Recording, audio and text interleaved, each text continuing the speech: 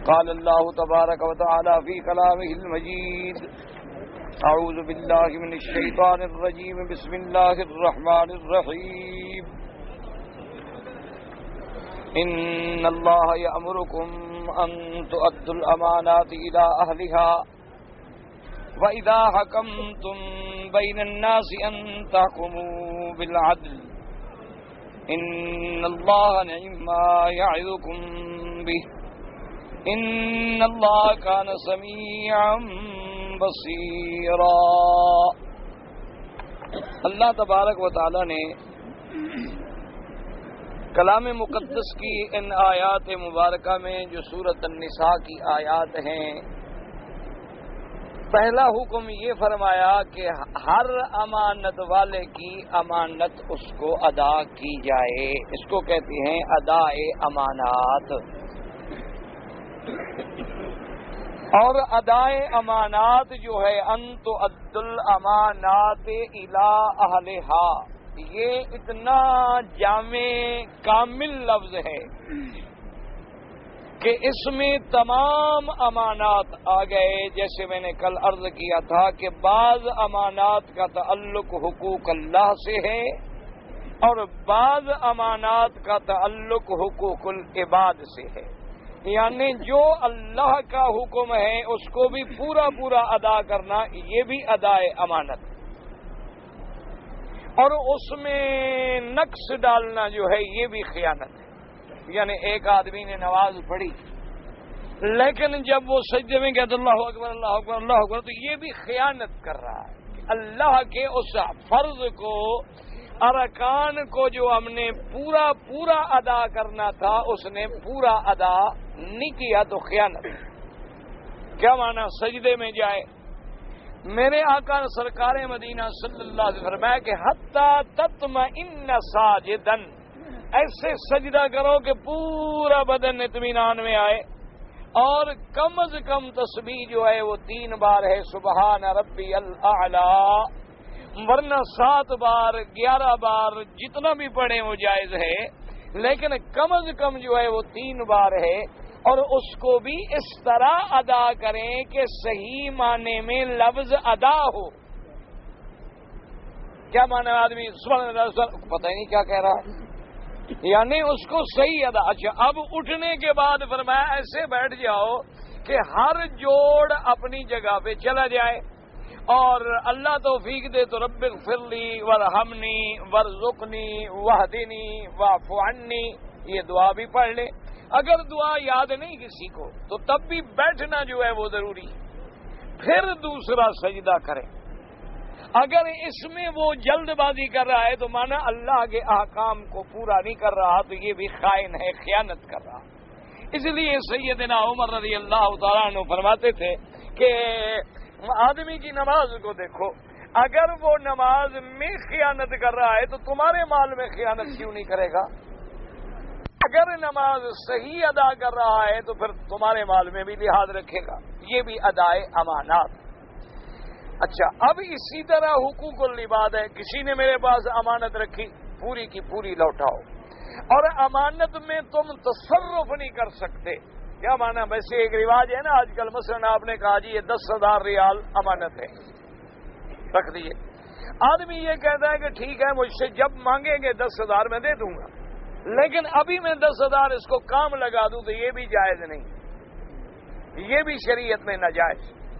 شریعت کا حکم یہ ہے کہ جب امانت رکھنے والا آئے اور کہے کہ 10,000 ریال میرے امانت رکھ لو، تو آپ اجازت لے لیں کہ بھئی میں تمہارے پیسے کو استعمال کر لوں، جب تم چاہو گے مجھ سے لے لو، لیکن مجھے اس میں استعمال کرنے کا حق ہے. وہ کہہ دے کہ ہاں ٹھیک ہے تو آپ کر سکتے ہیں، ورنہ اس کی اجازت کے بغیر آپ اس میں تصرف نہیں کر سکتے. اسی طرح علماء نے لکھا ہے کہ جیسے ایک اللہ والے نے ایک مکان کرائے پہ لیا. پرانے دور کی بات ہے، مکان بھی پرانا تھا، اسی مکہ مکرمہ کا ہی واقعہ ہے. تو اس دور میں یہ کلمے اور نئی نئی ایجادات نہیں ہوئی تھی. پرانے کانے کی قلم ہوتی تھی اور سیاہ رنگ کی سیاہی بنا کے لکھا جاتا تھا. تو اس کو خشک کرنے کے لیے ضرورت ہوتی تھی تو لوگ مٹی ڈال دیتے تھے. اور 2 منٹ کے بعد جھاڑ دیا، وہ خشک ہو گیا۔ تو انہوں نے وہ دیوار سے جو مٹی گر رہی تھی تو مٹی اٹھا کے ڈال لی کہ بھئی معمولی سی چیز ہے، ویسے بھی بوسیدہ مکان ہے۔ تو رات کو جب خواب سوئے تو خواب میں آیا کہ اب تم نے مکان کرائے پہ رہنے کے لیے لیا ہے، اس کی مٹی میں تصرف کرنے کا تمہیں کیا حق ہے؟ تو اس لیے ہمیشہ یاد رکھیں، جیسے ہم تو اللہ معاف کرے نا، کوئی مکان کرائے پہ لیں تو اس کو ایسے استعمال کرتے ہیں کہ جب ہم نکلیں مکان ہی نہ رہے، تاکہ مالک انشاءاللہ بس یہ سمجھے کہ بس میں نے کرائے پہ نہیں دیا بلکہ ختم فنا ہو گیا۔ انا للہ و انا الیہ راجعون، یہ بھی خیانت ہے۔ اچھا، اسی طرح آپ کی ڈیوٹی ہے، آپ وقت پورا نہیں کر رہے، چائے پی رہے ہیں اور بیٹھے رومال بنا رہے ہیں اور بیٹھے گپے لگا رہے ہیں، دوستوں کو بلا رہے ہیں، یہ بھی خیانت ہے۔ اور جتنی آپ کو اللہ نے طاقت دی ہے اتنی آپ صرف نہیں کر رہے، یہ بھی خیانت ہے۔ تو اس لیے یاد رکھیں یہ سب ادائے امانات ہیں۔ اللہ آپ کو بھی اور مجھے بھی، ہر مسلمان کو توفیق دے۔ اچھا، اسی طرح مثلا ایک کپڑا آپ نے بیچا یا ایک عینک مثال کے طور پہ بیچی، اس میں کوئی نقص تھا، آپ نے خریدار کو نہیں بتلایا تو یہ خیانت ہے۔ آپ کی ذمہ داری ہے کہ آپ اپنے خریدار کو یہ بات جو ہے بتلا دیں۔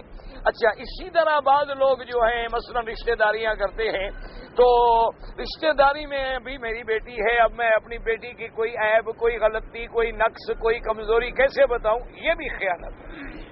ورنہ اسلام کا یہ حق ہے کہ بالکل کھول کے واضح کر دیں، عورتیں عورت کو بتا دیں، مرد مرد کو بتا دیں کہ بھئی ہمارے بیٹے میں یا ہماری بیٹی میں یہ کمزوری ہے، رشتہ منظور ہے تو اہلاً و سہلاً، رشتہ منظور نہیں ہے تو تمہاری مرضی۔ تو یہ بھی خیانت ہے۔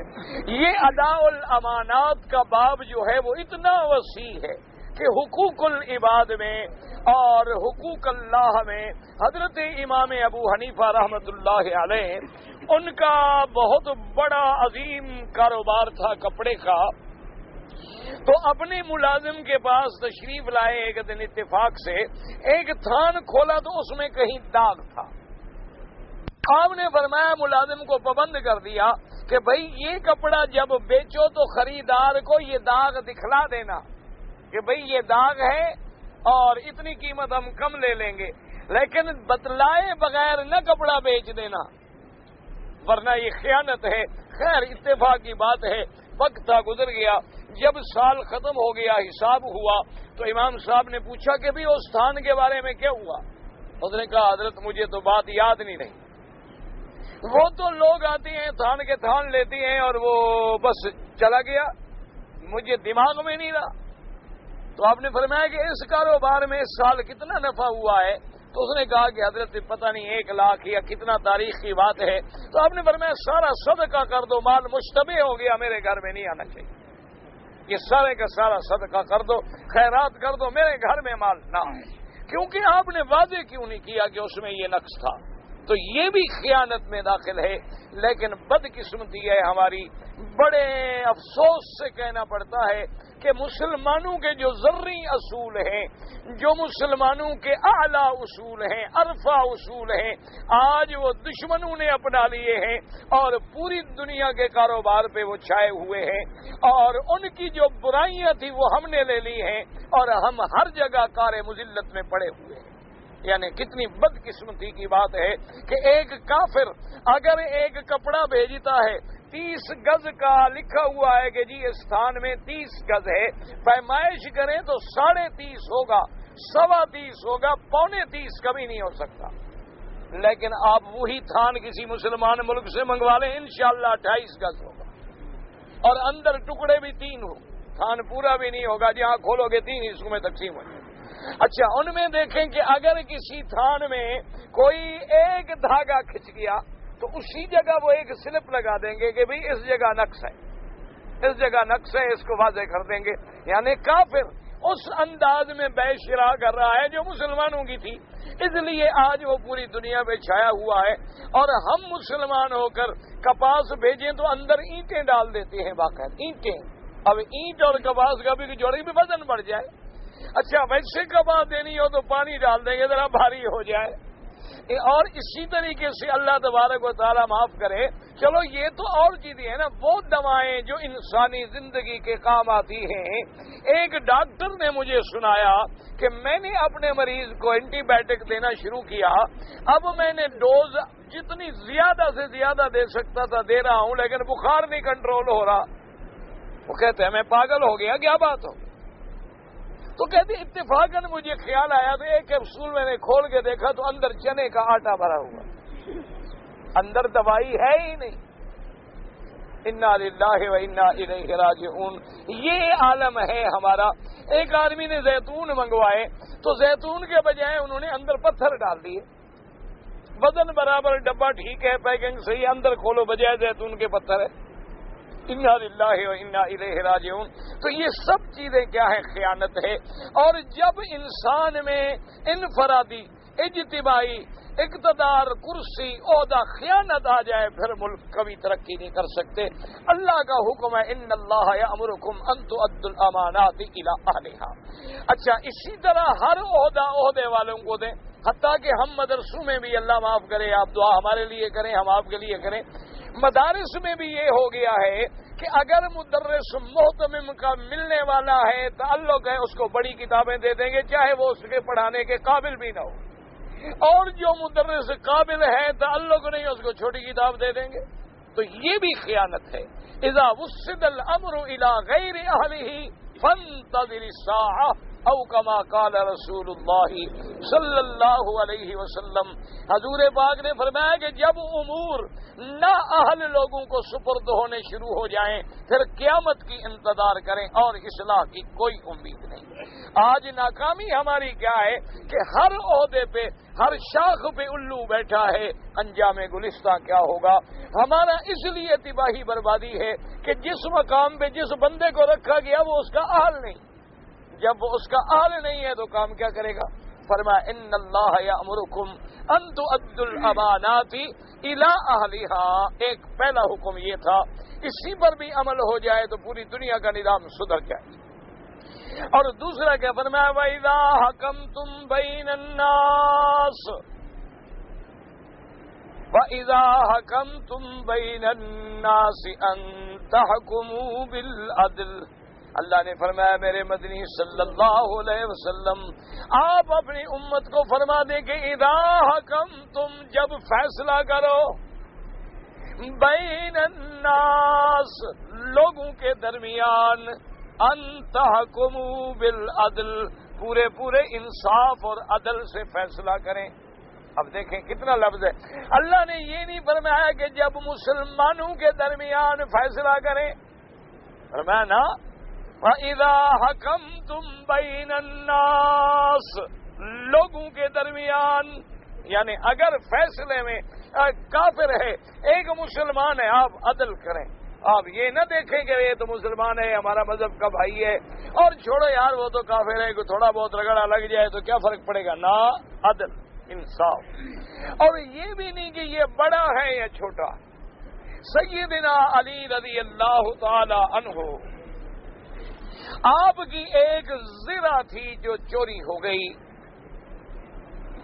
زرہ ہوتی تھی پرانے دور میں، لوہے کی کڑیوں سے بنائی جاتی اور پہن لیتے تھے بھی، تلوار، نیزہ چیز جو ہے بدن میں نہ لگے۔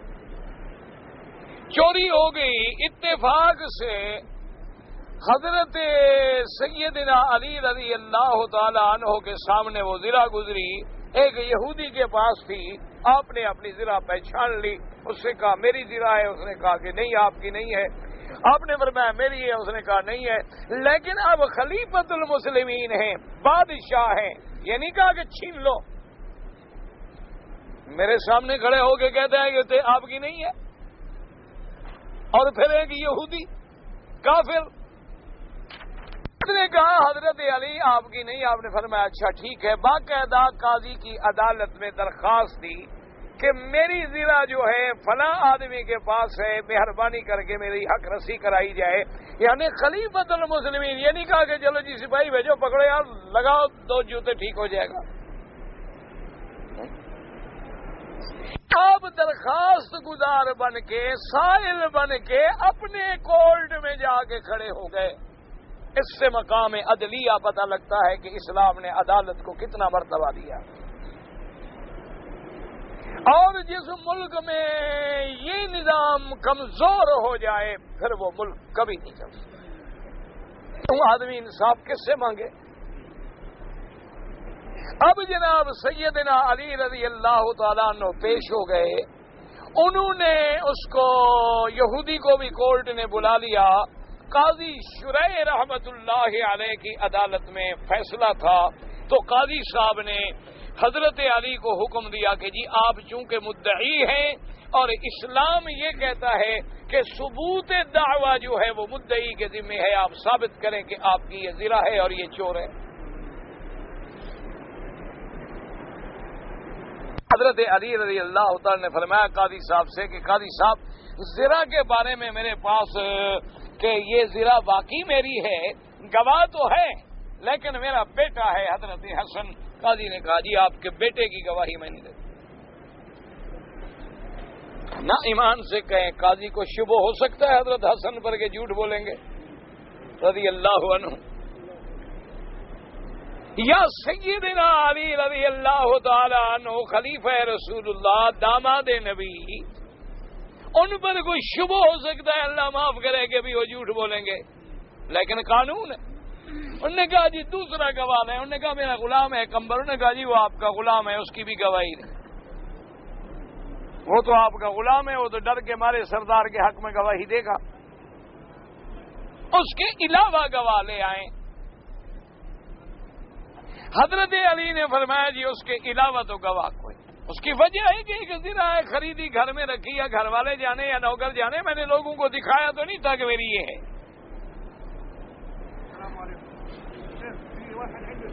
بعد الدرس کو پھر در سوال، سوال بعد الدرس نہیں، وقف الدرس سے سوال حقو. اللهم صل على سيدنا محمد وعلى آل سيدنا محمد كما صليت على إبراهيم وعلى آل إبراهيم في العالمين إنك حميد مجيد. تو اب جناب جب دونوں گواہ رد کر دیے قاضی نے، تو حضرت علی نے فرمایا حضرت اور گواہ نہیں ہے. تو انہوں نے کہا کہ جناب اسلام یہ کہتا ہے کہ یا مدعی ثبوت پیش کریں یا مدعا علیہ کی قسم پہ اعتبار کریں. اب اور کوئی حل آپ کے پاس ثبوت نہیں ہے، لہذا ہم یہودی کو کہتے ہیں وہ قسم کھائے. حضرت نے فرمایا حضرت یہودی کو قسم کھانے کی کیا ہے، وہ تو کافر ہے، اس کو 500 قسم کھلاؤ کھا لے گا. تو انہوں نے کہا جی پھر آپ کا دعویٰ خارج. انہوں نے کہا کوئی حرج نہیں، دعویٰ خارج آپ کر دیں، لیکن یہودی کی کیا قسم ہے، یہ مکار غدار قوم ہے، ان کو تو 10,000 بھی قسم دے دو تو کھا جائے. اور پھر کافر ہے، اس کو کسی یمین باللہ کے مقام کا بھی پتہ نہیں کہ اللہ کی قسم کتنی اہم چیز ہوتی ہے. تو اس لیے دعویٰ خارج ہو گیا. حضرت علی رضی اللہ تعالیٰ عنہ باہر نکلے تو بجائے ناراض ہونے کے کہا الحمدللہ، اللہ تیرا کروڑ کروڑ شکر ہے کہ میرے خلافت کے دور میں اب بھی ایسے قاضی زندہ ہیں، موجود ہیں، جنہوں نے عدل کیا ہے اور مجھے بھی ایک بندہ سمجھا ہے، ایک انسان سمجھا ہے، مجھے کوئی بادشاہ سمجھ کے زیادہ اہمیت نہیں دی. تیرا شکر ہے اللہ کے ایسے لوگ موجود ہیں. ابھی آپ باہر نکلے، تھوڑی دیر گزری کہ وہ یہودی دوڑتا ہوا آیا. اس نے کہا حضرت علی گزارش یہ ہے، سارا مجمع یہ دیکھ سن رہا ہے، میں بھی آپ کے دین کو، اسلام کو، آپ کے اسلام کے اصولوں کو آزمانا چاہتا تھا، ورنہ مجھے پتا تھا کہ یہ ذرا آپ کی ہے. اشہد ان لا الہ الا اللہ واشہد ان محمد رسول اللہ. مجھے تو پہلے پتا تھا کہ آپ سچ کہہ رہے ہیں، مجھے پتا تھا، لیکن میں چاہتا تھا کہ آپ کیا کرتے ہیں. تو سیدنا علی رضی اللہ تعالی عنہ کے اس عدل اسلامی، اس کردار کا نتیجہ یہ نکلا کہ کافر جو ہے وہ بھی مسلمان ہو گیا. اسی طرح میرے آقا سرکار مدینہ صلی اللہ علیہ وآلہ آلہ واصحابہ وسلم تسلیما کثیرا کی خدمت میں ایک دعویٰ ہے. اچھا، وہ دعویٰ اصل میں کیا تھا؟ ایک یہودی لڑکی تھی، اس لڑکی سے اللہ معاف کرے زنا ہوا. تو یہودیوں نے یہ سوچا کہ بھائی اگر ہم خود فیصلہ کریں تو فیصلہ تو ان کے پاس تو بھی تورات تھی نا، تورات میں تو بڑی سخت سزا ہے، اس کا فیصلہ جو ہے ہم آقا انعامدار سیدنا محمد رسول اللہ صلی اللہ علیہ وسلم کے پاس لے جاتے ہیں کہ حضور مہربانی کریں یہ فیصلہ مقدمے کا آپ کر دیں۔ تو حضور کو چونکہ بڑے رحم دل ہیں، رحمت للعالمین ہے، اور فیصلہ بھی ہم یہودیوں کا ہے، ان کی جماعت سے بھی ہمارا تعلق نہیں، تو لازماً وہاں کچھ رعایت ملے گی۔ تو انہوں نے حضور کی خدمت میں آ کے فیصلہ رکھا۔ حضور نے فرمایا ابھی تم جانو، تمہارا مذہب جانے، اپنے مذہب پہ فیصلہ کرو۔ انہوں نے کہا کہ نہیں جناب، ہم چاہتے ہیں مہربانی کریں آپ ہی ہمارا فیصلہ۔ آپ نے فرمایا ٹھیک، جب مدعی راضی ہے، مدعا علیہ راضی ہے، وہ جس سے فیصلہ کرانا چاہے اس کی مرضی ہے۔ آپ نے فرمایا ٹھیک ہے چلو ہم فیصلہ کریں گے۔ اب انہیں پتا چلا کہ بھئی حضور تو فیصلہ کریں گے بالکل اللہ کی کتاب کے مطابق۔ اب جناب انہوں نے ادھر سے ادھر سے باتیں شروع کی۔ حضور نے فرمایا اقضی بینکما بکتاب اللہ۔ آپ نے فرمایا یہودیوں میں تو اللہ کے حکم کے مطابق فیصلہ کروں گا، اور یہ بتلاؤ کہ تورات میں کیا سزا ہے، اگر شادی شدہ عورت ہے یا مرد ہے زنا کرے تو کیا سزا ہے۔ تو انہوں نے کیا کیا، ان کے جو راہب تھے، جو ان کے پادری تھے، احبار تھے، رہبان تھے، ان کو تو عادت تھی نا نعوذ باللہ جھوٹ بولنے کی۔ انہوں نے اللہ کے نبی کے سامنے بھی جھوٹ بولا۔ انہوں نے کہا جی ہماری کتاب میں تو ہے کہ بس اس کو منہ کالا کر دیں، گدھا پہ بٹھا دیں، 2-4 بیت شہد مار کے بگا دیں، بس اتنی سزا۔ عبداللہ ابن سلام رضی اللہ تعالی عنہ جو تھے، مسلمان ہو چکے تھے، انہوں نے کہا حضور ان سے کہیں کہ تورات لے آئیں۔ ہم نے فرمایا ابھی لے آؤ کتاب تورات، دیکھیں تمہاری تورات کیا کہتی ہے۔ اسلام تو یہ کہتا ہے کہ بھی اگر دونوں غیر شادی شدہ ہیں تو ان کو 100 کوڑا مارا جائے گا، مرد کو بھی عورت کو بھی۔ فَجْلِدُوا كُلَّ وَاحِدٍ مِّنْهُمَا 100 جلدہ، اور اگر دونوں شادی شدہ ہیں تو ان کو رجم کیا جائے گا، یعنی ان کو پتھر مار مار کے مار دیا جائے گا۔ اللہ کے قرآن میں تو یہ فیصلہ ہے، تورات لے آؤ دیکھیں تورات میں کیا فیصلہ ہے۔ وہ تورات لے آئے خوش ہو کے، اس لیے انہوں نے کہا بھی حضور پاک تو عبرانی جانتے نہیں، اللہ کے نبی تو عربی جانتے ہیں نا، اور تورات ہے عبرانی زبان میں۔ اگر ہم کتاب لے بھی آئیں گے تو کیا ہو جائے گا، جیسے میرے سامنے کوئی انگریزی کی کتاب رکھ دے، میں کیا کر سکتا ہوں؟ ٹھنڈے دل کی بات ہے جو مجھے زبان نہیں آتی، تو میں اس کے باریکی یا اس کا نقطہ کیسے سمجھ سکتا ہوں؟ اگر کوئی شدھ بدھ معمولی بھی ہو تب بھی نہیں ہو سکتا، کیونکہ زبان دانی ضروری ہے۔ اب وہ کتاب آ گئی، اور اس کتاب پر اس نے یہ بھی کیا ساتھ کہ حضور کے سامنے کتاب رکھ دی، اور صحابی کہتے ہیں کہ اس مسئلے پر ایسے ہاتھ بھی رکھ لیا احتیاطاً، اوپر سے عبارت پڑھے لیکن اصل عبارت وہ بھی نہ پڑھے۔ عبداللہ ابن سلام نے حضور کو اشارہ کیا، انہوں نے کہا حضور اس کو کہو کہ ہاتھ اٹھائے۔ کیوں؟ اب جا لاکھ لکھا ہو عبرانی میں، لیکن جو آیت ہے جیسے آپ دیکھیں نا اردو کا ترجمہ ہے، لیکن آیت تو عربی میں ہوگی نا، انگریزی کا ترجمہ ہے، اوپر آیت تو عربی میں ہوگی۔ اسی لیے حکم ہے کہ صرف ترجمہ نہ کیا جائے، اگر کوئی قرآن کا ترجمہ کرے تو قرآن کا لکھنا بھی ضروری۔ جیسے آج کا رواج ہو گیا نا، لوگ صرف ترجمہ چھاپ دیتے ہیں، یہ غلط ہے شریعت، کیونکہ اسی میں تو دھوکہ لگتا ہے۔ ہر آدمی کے دماغ میں آیات قرآنی تو ہوتی نہیں، اور تراجم کرنے والے بعض ایسے ہوتے ہیں، اللہ معاف کرے، بڑے بڑے ملاحدہ، بڑے بڑے زنادقہ، بڑے بڑے فرق ضالہ کے لوگ جو ہیں، انہوں نے بھی قرآن کے تراجم کیے ہیں، جیسے قادیانیوں نے بھی قرآن کا ترجمہ کیا ہے۔ اور افسوس یہ ہے کہ انگریزی میں ان کا ترجمہ جو ہے وہ باہر کی پڑھی لکھی دنیا جو ہے انگریزی کی وجہ سے مجبور ہو کر وہ محمد علی قادیانی کا مرزائی کا ترجمہ پڑھ لیتے ہیں. اب ان کو کیا پتا یہ کون ہے؟ اور وہ بیچارے ایک جگہ سے نکلتے ہیں ایک کفر سے اور دوسرے کفر میں قادیانیت میں الجھ جاتے ہیں.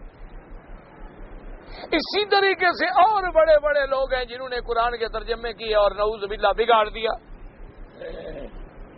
اور بڑے بڑے ایسے لوگ ہیں جنہوں نے محض مطالعے کے زور پہ ترجمے کیے ہیں، یعنی علم باقاعدہ نہیں پڑھا تھا، مطالعہ تھا، بڑی بڑی کتابیں دیکھی تھیں.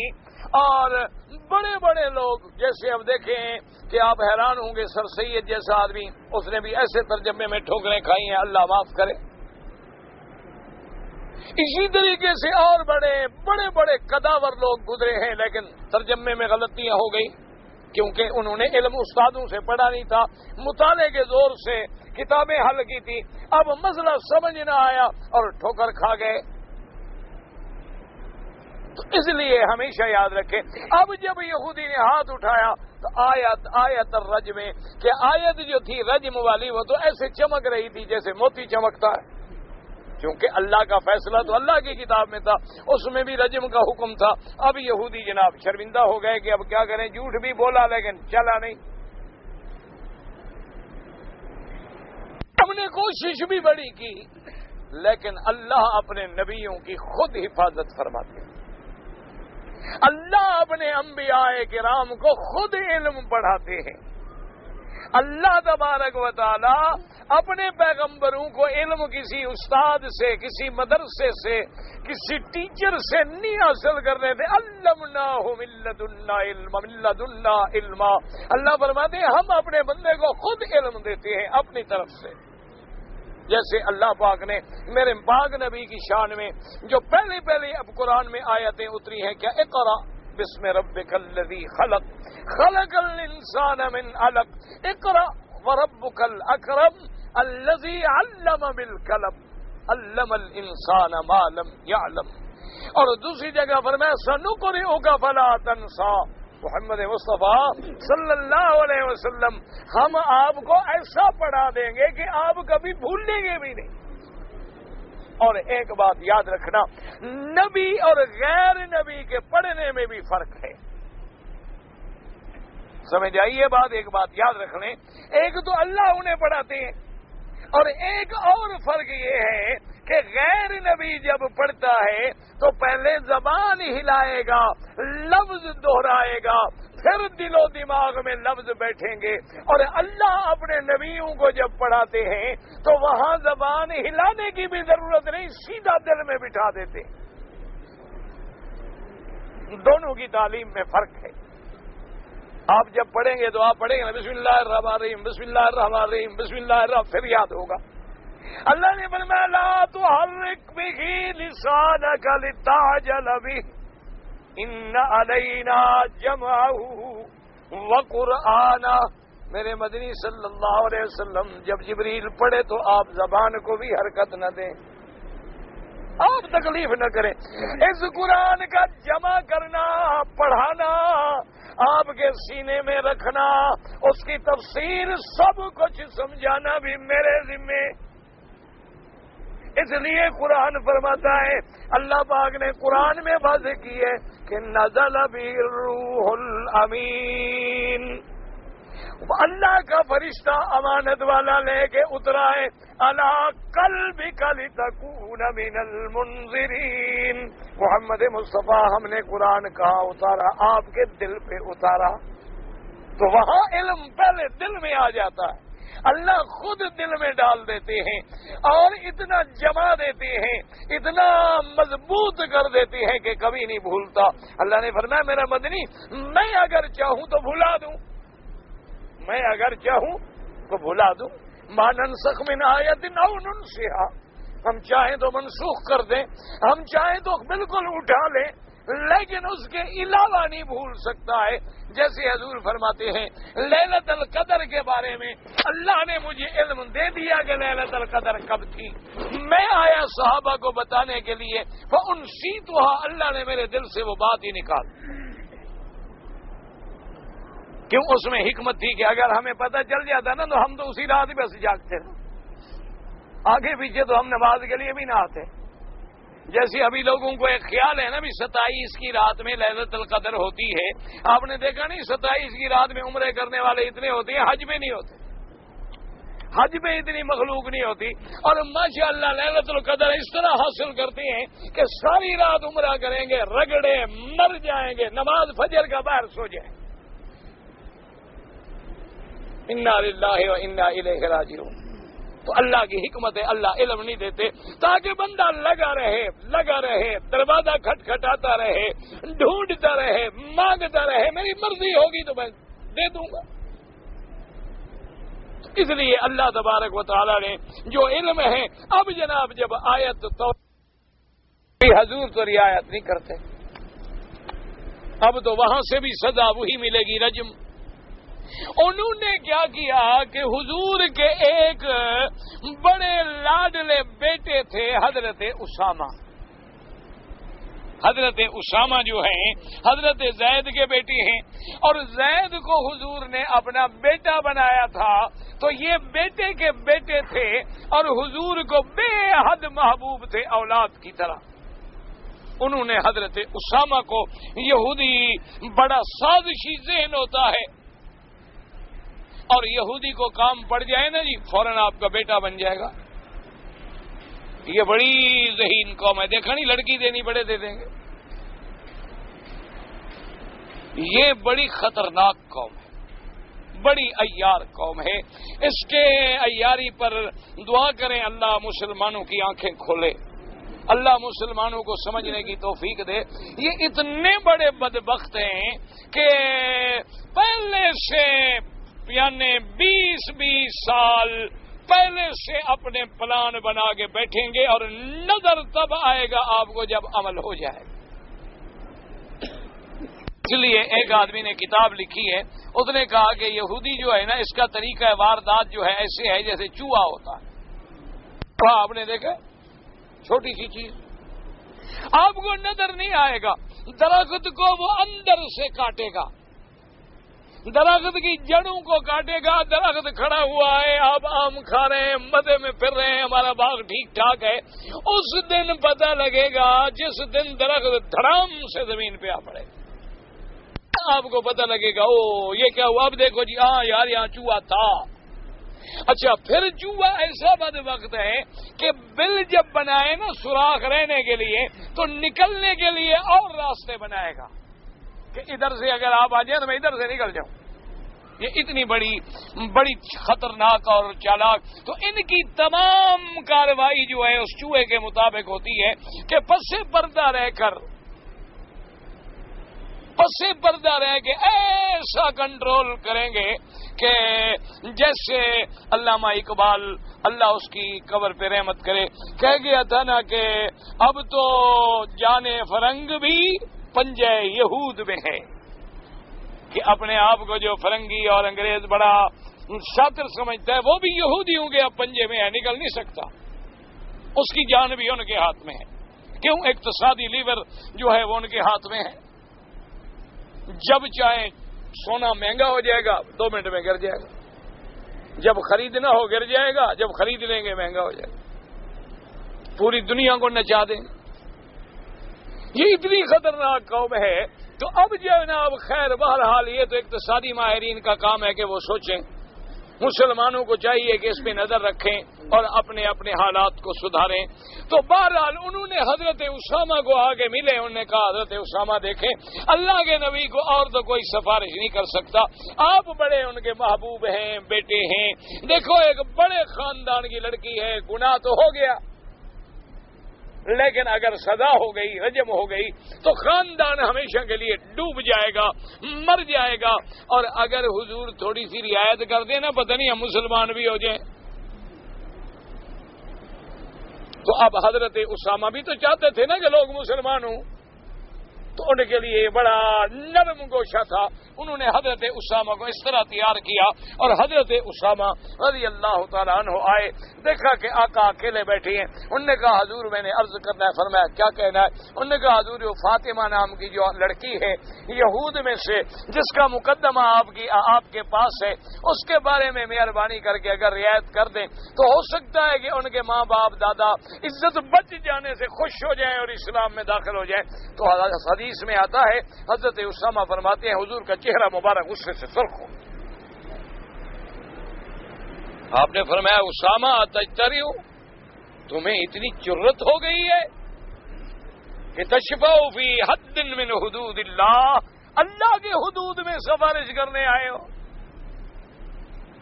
ہاں سفارش اور معاملات میں ہوتی ہے, کسی کا نقصان ہو گیا سفارش کرو. یہ حد من حدود اللہ, اللہ کے حدود کا معاملہ ہے, اور حدود کا معاملہ جب عدالت میں چلا جائے تو تمہیں کیا جرت ہوئی مجھے سفارش کرنے کی؟ خبردار سن لو, اگر میری بیٹی بھی غلطی کرے تو میں اللہ کے حدود جاری کروں. کوئی رعایت نہیں ہو سکتی, فیصلہ اللہ کے حکم کے مطابق ہوگا. تو اللہ نے حکم دیا کہ جب فیصلے کرو تو پھر عدل سے, پھر یہ نہ دیکھیں کہ ادھر دوست ہے ادھر دشمن ہے, یہ نہ دیکھیں کہ ادھر باپ ہے ادھر بیٹا ہے, یہ نہ دیکھیں کہ ادھر میرا قبیلہ ہے ادھر غیر قبیلہ ہے. فرمایا اذا حکمتم بین الناس ان تحکموا بالعدل, کہ جب بھی لوگوں میں تمہیں فیصلے کرنے کے لیے حاکم بنایا جائے, چاہے تم حاکم ہو, امیر ہو, افسر ہو, یا ویسے تمہیں ثالث بنا دیا, کسی نے تمہیں فیصل چن لیا, حاکم چن لیا, اللہ نے فرمایا کہ خبردار پھر فیصلہ کرو تو عدل سے کرو, انصاف سے کرو. یاد رکھو رعایت وہاں ہوتی ہے کہ آدمی مصالحت کرا سکے, یا ایسے مسئلے میں کہ جس میں مدعی کا نقصان نہیں ہوتا لیکن مدعا علیہ کا بھی فائدہ ہوتا ہے, وہاں بھی اسلام رعایت کرنے کے لیے تیار ہے. لیکن جو اللہ کے حدود ہیں اس میں کسی قسم کی پھر رعایت نہیں ہوتی. عدل انصاف کہ فیصلہ وہ ہوگا جو بالکل عین عدل ہے. ایمان سے ان دو چیزوں پر بھی آج کوئی فیصلہ کر لے پوری دنیا میں امن قائم ہو جائے, پوری دنیا میں انصاف قائم ہو جائے. آج تو ہمارے ملکوں میں یہ حال ہے کہ قانون جو ہے مکڑی کا جالا ہے, ایک طاقتور اسے توڑ ڈالتا ہے اور کمزور اس میں الجھ جاتا ہے. ایک غریب کو تو پہلے یعنی دنیا میں جتنی ملک ہیں آپ نظر دوڑا لیں, پہلے غریب تو انصاف کا دروازہ کھٹکھٹا ہی نہیں سکتا. مثال کے طور پر اگر میرا کوئی آدمی 1 لاکھ روپیہ کھا جائے, یا 1 لاکھ روپیہ میرا اس نے دینا ہے نہیں دیتا ہے, اب آپ مجھے بتائیں کہ انگریز کے قانون میں کیا کروں گا؟ میں سول سوٹ کروں گا. اس کے لیے مجھے وکیل چاہیے, اور انشاءاللہ العزیز وکیل صاحب 20,000 سے کم میں تو ملنے کے نہیں. 1 لاکھ میرا پہلے ڈوب گیا ہے, 20,000 مجھے وکیل کے لیے چاہیے. اور پھر وکیل صاحب کاغذات تیار کریں گے, اور کاغذات کے لیے پھر مجھے جو اسٹامپ ڈپٹی دینی ہے وہ الگ ہے. 10-15 ہزار مجھے وہ لگانا ہے. یعنی 1 لاکھ وصول کرنے کے لیے پہلے 30,000 میرے پاس ہو تو میں جاؤں, اور پھر بھی تو مجھے یقین نہیں ہے نا کہ ملے گا. اور اس کے بعد جناب یہ ہے کہ اگر دوسرا مدعا علیہ شاطر ہے, وہ قانون کو سمجھنے والا ہے, تو 2 سال تو انشاءاللہ تمہاری پیشی نہیں لگنے دے گا. وہ تعمیل ہی نہیں ہوگی جی, ڈھونڈ رہے ہیں, سمن جا رہے ہیں, تعمیل نہیں ہو رہی. سمن کی تعمیل کرنے والے کو 100 روپیہ دے دیا, اس نے رپورٹ کر دی میں گیا تھا جی موجود نہیں, پھر پیشی, پھر 2 مہینے کے بعد اور پیشی. اچھا اگر کوئی آرڈر ہو گیا, اس نے اپیل کر کے سٹے لے لیا,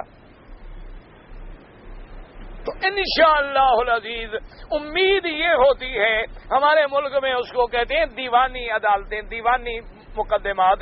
تو مشہور مثال ہے کہ بھی دیوانی معاملہ ہو تو آدمی دیوانہ ہی ہو جاتا. میری اپنا ایک زمین کا جائیداد کا مسئلہ تھا. 1944 میں ایک پٹواری نے شرارت کی.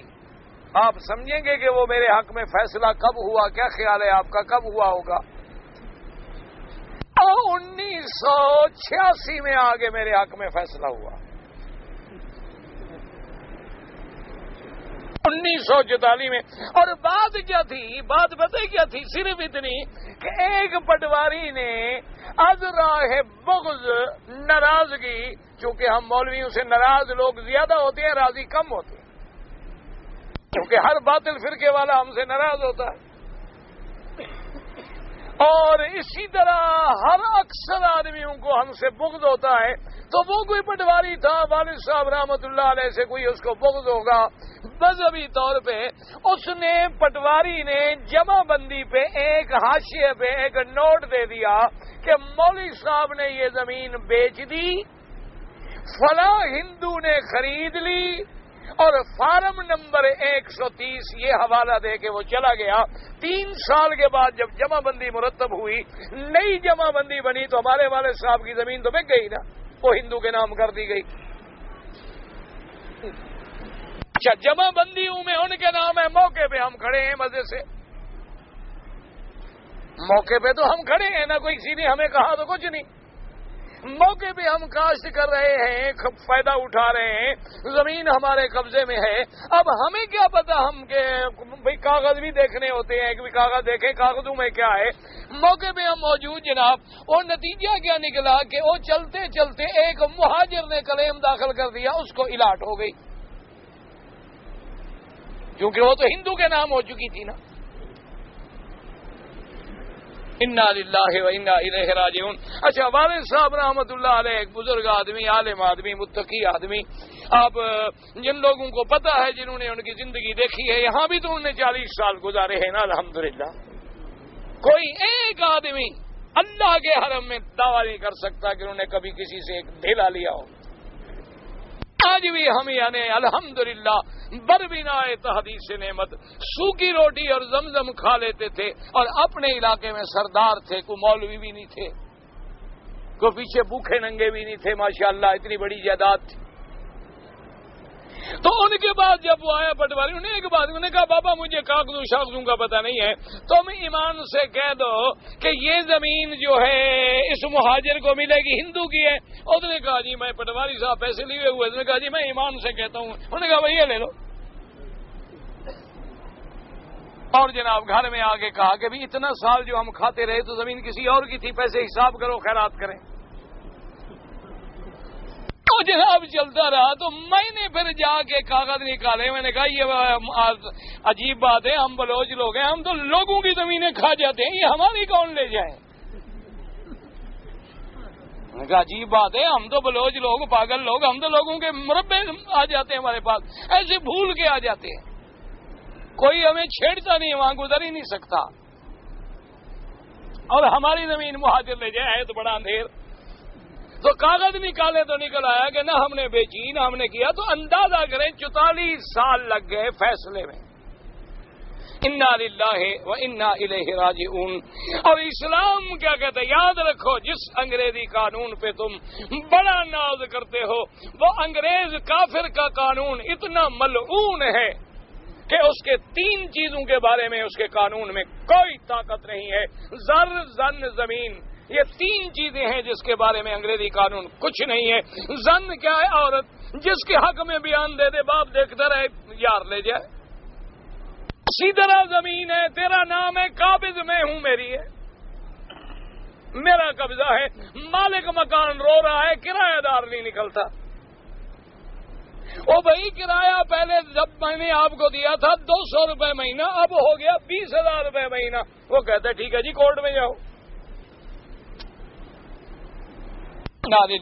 اور اسی طرح زر، پیسہ، 1 لاکھ کوئی آپ کا لے لے، کیسے آپ ثابت کریں گے کہ یہ لاکھ روپیہ آپ کا ہے؟ ان 3 چیزوں میں اس کا قانون اندھا ہے. جس کے زور میں ہے اسی کا ہے، باقی دھکے کھاتے رہیں.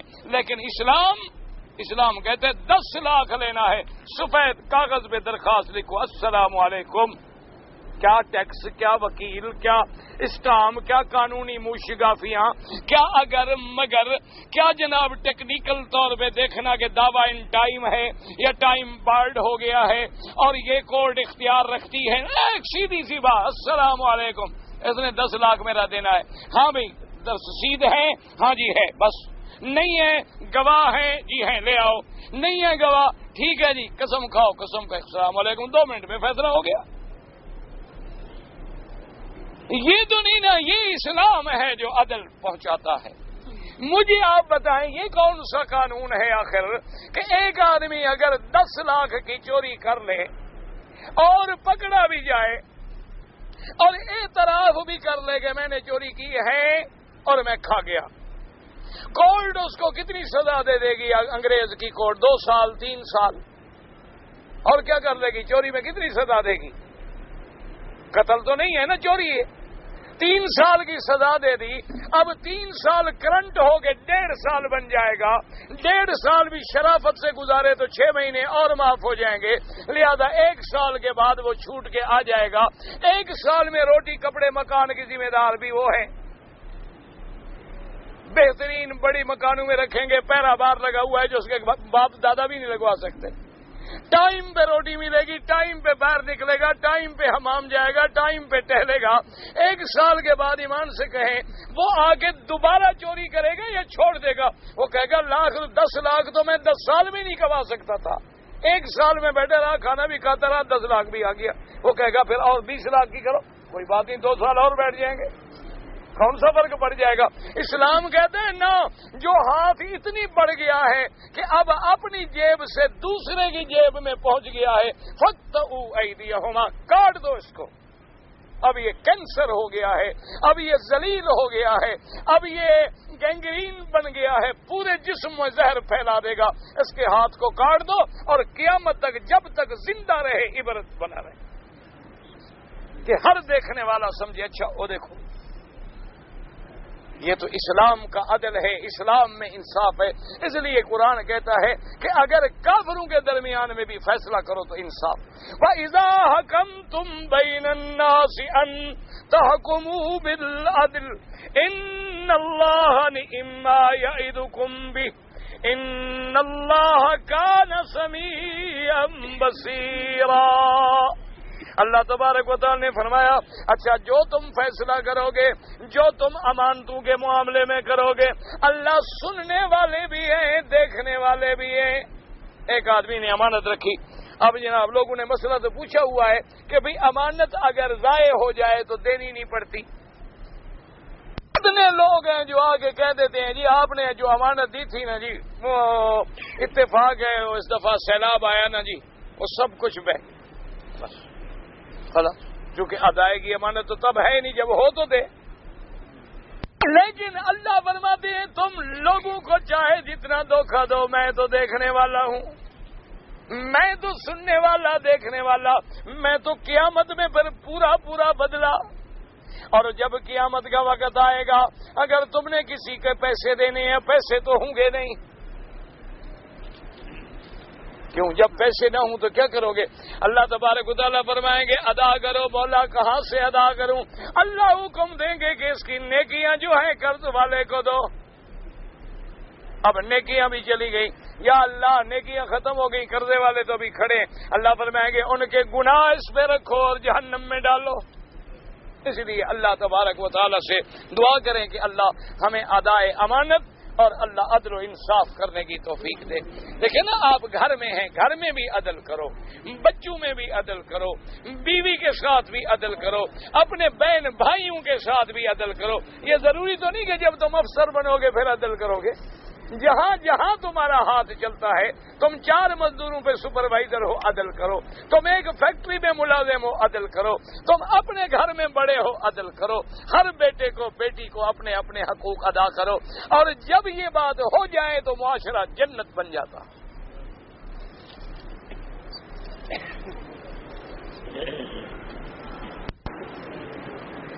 اگر آدمی کو خیال آئے کہ میرے پیشاب والی جگہ سے کوئی چیز نکلی ہے لیکن نہ نکلے تو کوئی وضو نہیں ٹوٹتا جب تک کوئی چیز لگے نہیں.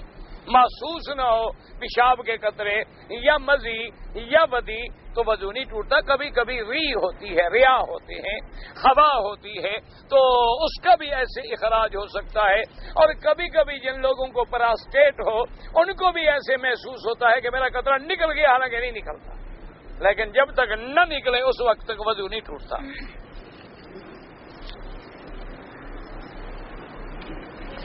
ہم جی پاکستان سے آئے ہیں، اللہ ہمارے لیے دعا کریں، اللہ پورے پاکستان پہ رحمت فرمائے.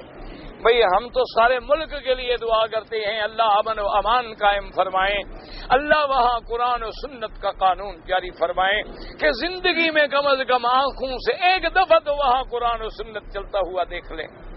ایک تمنا ہے، آرزو ہے.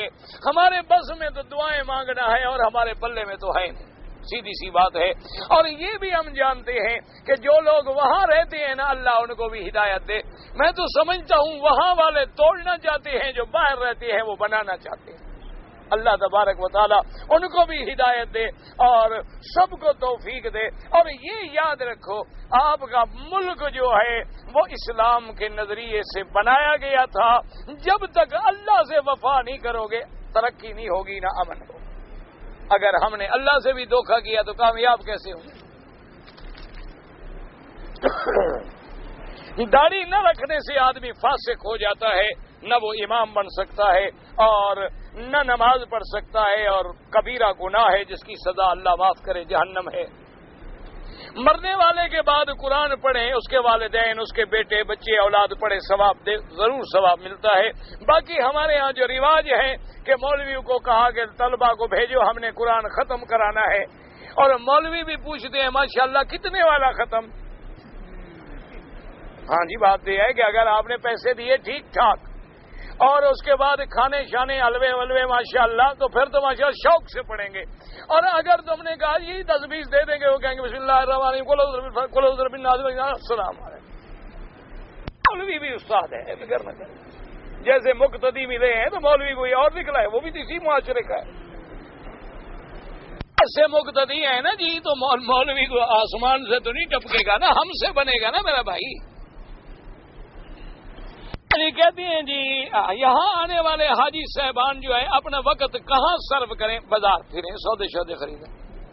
اللہ کے بندے طواف کرو، قرآن پڑھو، تلاوت کرو، حرم میں وقت گزارو، کہاں صرف کریں؟ کہتے ہیں جی مسجد الحرام میں نماز پڑھنے کا 1 لاکھ کا ثواب ہے.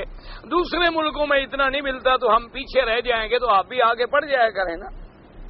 آپ کو کسی نے منع کیا ہے کہ یہاں نہ آؤ؟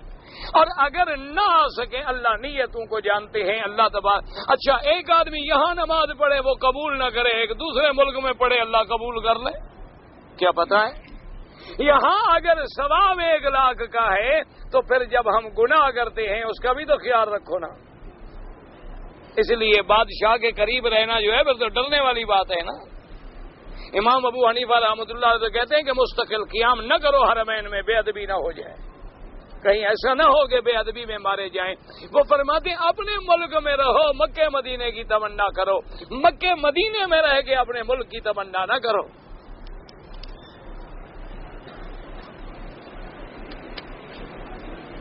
اگر ایک عورت کا بچہ پیدا ہو تو کتنے عرصے کے بعد وہ اپنے خاوند سے مل سکتی ہے؟ جب خون بند ہو جائے عورت پاک ہو جاتی ہے. بچہ پیدا ہونے کے بعد یاد رکھو، یہ جو ہمارے مسئلہ ہے نا کہ 40 دن 40واں نہیں گزرا، 13واں نہیں گزرا، 40واں نہیں، یہ سب لوگوں نے گڑا ہوا ہے. کوئی 40ویں کی بات نہیں ہے. پیدا ہونے کے بعد جب خون بند ہو جائے، چاہے 2 دن کے بعد، 3 دن کے بعد، 1 دن کے بعد، 10 دن کے بعد، عورت پاک ہو گئی، غسل کرے، نماز پڑھے، روزہ رکھے، میاں سے ملے، سب جائز ہے. وہ 40 دن کا معنی کیا ہے کہ خون آ رہا ہے، بند نہیں ہوتا، روزانہ تھوڑا تھوڑا تھوڑا تھوڑا آ رہا. اب 40 دن تک انتظار کرو، اور 40 دن کے بعد بھی بند نہ ہو تو اب نفاس نہیں، استحاضہ ہے، پھر غسل کرے، نمازیں پڑھے، روزہ رکھے. ورنہ اگر خون بند ہو جائے تو پاک ہو گئی عورت.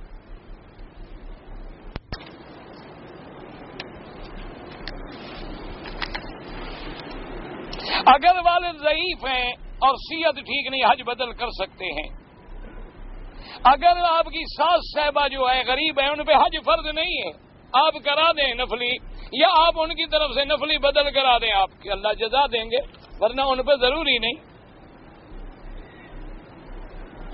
یہ رفع یدین اور نہ کرنے میں ترمذی شریف کی کتاب الصلاۃ کھول لیں اور ساری حدیثیں پڑھ لیں۔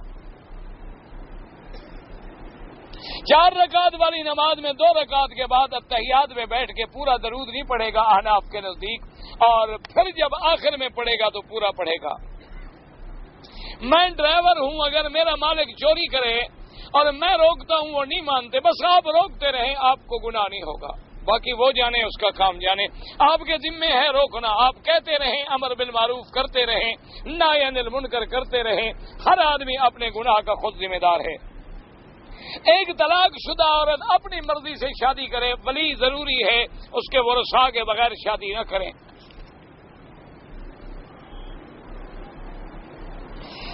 دیوبند اہل حدیث اہل سنت کے علماء ایک دوسرے کے خلاف نماز نہیں پڑھتے، غلط بات ہے، سب ایک دوسرے کے خلاف ایک پیچھے پڑھتے ہیں۔ اب دیکھا نہیں مکے میں سب کٹھے نماز نہیں پڑھ رہے، ایسے الزام لگانے کا کیا فائدہ ہے؟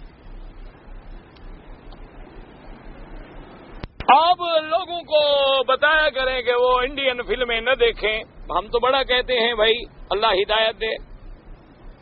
عورتوں کو بھی درس دینا چاہیے، آپ کوئی بندوبست کریں کہ عورتوں میں بھی درس ہو۔ یہ ٹیپ لے جاتے ہیں لوگ، گھروں میں دے دیتے ہیں، بس انتظام تو موجود ہے۔ حج اور عمرے کا مطلب طواف سمجھ لیا ہے، باقی لوگ حقوق العباد کا فکر نہیں کرتے۔ یہ 2 دن سے حقوق العباد پہ بات نہیں ہو رہی۔ پاکستان کے لوگوں کو پردے کے بارے میں جب موقع ہوتا ہے الحمدللہ ہم کوتاہی نہیں کرتے۔ جی اگر کوئی آدمی کھانا پکا کے کسی فقیر کی دربار پہ لے جائے کرے تو اللہ کے لیے، لیکن تو پھر دربار پہ کیا ضرورت ہے؟ اللہ دربار والے پہ قبول کرتا ہے، غیر دربار والا قبول نہیں کرتا۔ اس کا امتحان ہے۔ علماء نے لکھا ہے کہ اس نے کہا جی میں نے خیرات کی ہے اللہ کے لیے، لیکن میں تقسیم کروں گا پیر کی مزار پہ۔ اس کو کہو بھی نہیں یہاں کر دو، کہ ٹھیک ہے کر دو۔ اس کا مطلب ہے کہ اس نے اللہ کے لیے، وہ کہ نہیں کروں گا مزار پہ، تو مانا ہے غیر اللہ کے لیے۔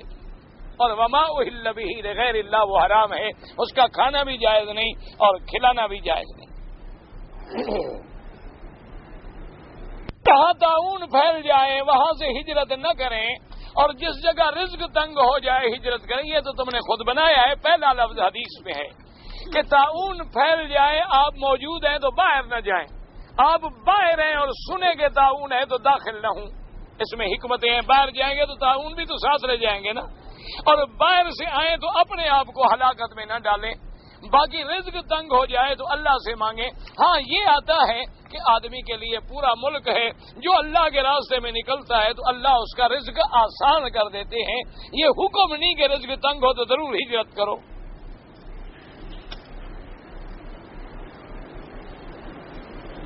دونوں ہاتھ سے روٹی کھانا سنت ہے، دائیں ہاتھ سے۔ کہتے ہیں جی کہ جب یہاں لیلۃ القدر ہوتی ہے تو ہمارے ملکوں میں تو 2 دن کا فرق ہے، تو اللہ وہاں 2 دن کے بعد نہیں کر سکتے ہیں؟ یہ اچھی بات ہے۔ تو ہر کسی کے لیے لیلۃ القدر اپنے حساب کے مطابق ہوگی۔ اللہ تبارک و تعالی جیسے جیسے اوقات میں فرق ہوگا اسی طرح اس میں بھی فرق ہوگا۔ ایک جگہ اگر 27 کو ہے تو وہاں 25 کو ہوگی، وہاں 29 کو ہوگی۔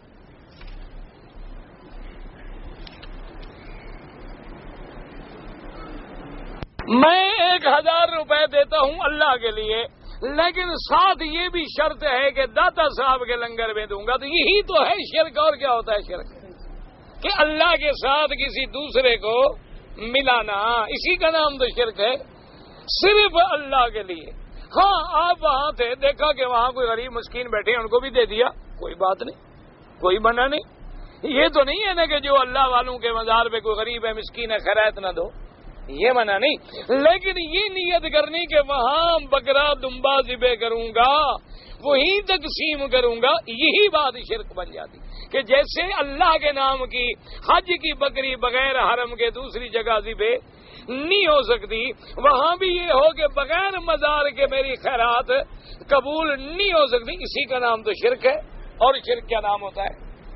ویسے آپ کریں، آپ کہیں اللہ اس کا ثواب فلاں بزرگ کو دے، اللہ اس کا ثواب فلاں اولیاء اللہ کو ملے، اس کا ثواب میرے والدین کو ملے، کوئی منع نہیں، سارا سال خیرات کریں، رات دن خیرات کریں۔ بعض عورتوں کو حمل کے بعد بھی تھوڑی بلیڈنگ ہوتی رہتی ہے، وہ بیماری ہے، وہ نماز پڑھ سکتی ہیں۔ میری والدہ نے عمرے کے تمام احکام پورے کر لیے۔